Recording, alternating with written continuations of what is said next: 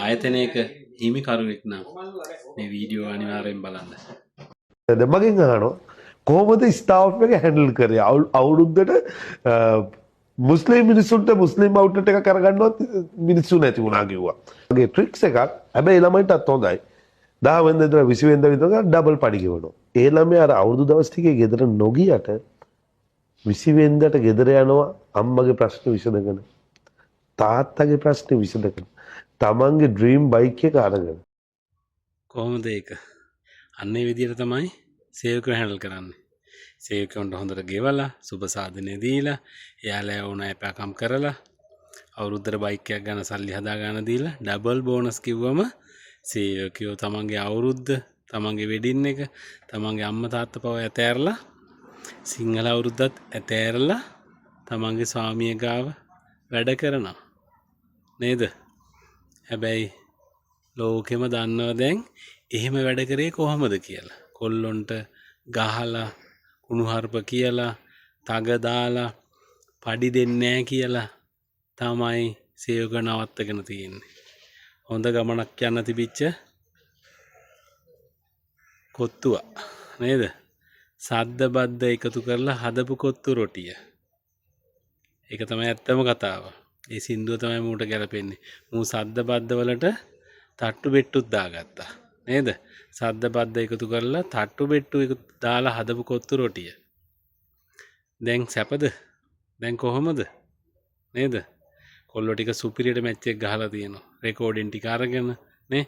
උගේ මායතේ තිබිච්ච CCTV දර්ශන ටික අරගෙන සුපිරියට මැච් එක ගහලා නේද? දැන් තියෙන්නේ වගකිව යුතු ආයතන ටිකට මැදිහත් වෙලා වැඩේ කරන්න.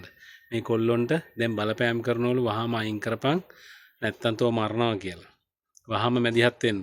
ශ්‍රී ලංකා පොලිසිය අනිත් මානව හිමිකම් කම්කරු සංවිධාන මැදිහත් වෙන්න. මැදිහත් වෙලා මේ සේවකයන්ට සාධාරණය කරන්න මැදිහත් වෙන්න. අවුරුදු 3-4 වැඩ කරපු කොල්ලෝ ඉන්නෝ ගුටි කකා. ඒ දුප්පත්කමට, ඒ සල්ලි නැතිකමට, කරන්න දෙයක් නැතිකමට. හැබැයි මේවා දැන් මොකද වෙලා තියෙන්නේ? මූට වටෙන් ආපු ඔය එනවයි කියපු කළු සල්ලි එන්නේ නැහැ නේද?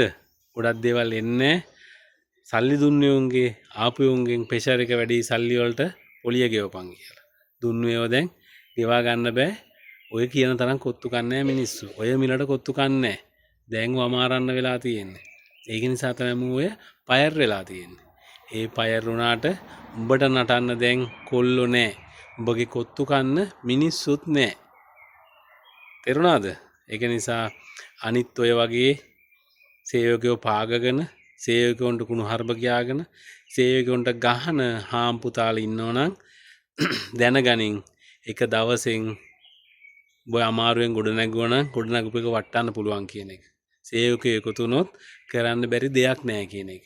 සේවකයොත් හිතාගනින්නලා සංවිධානය වෙන්න ඕන කියන එක. සංවිධානය වෙලා තමන්ගේ අයිතිවාසිකම් දිනා ගන්න පෙළ ගැහිල්ල කියන එක.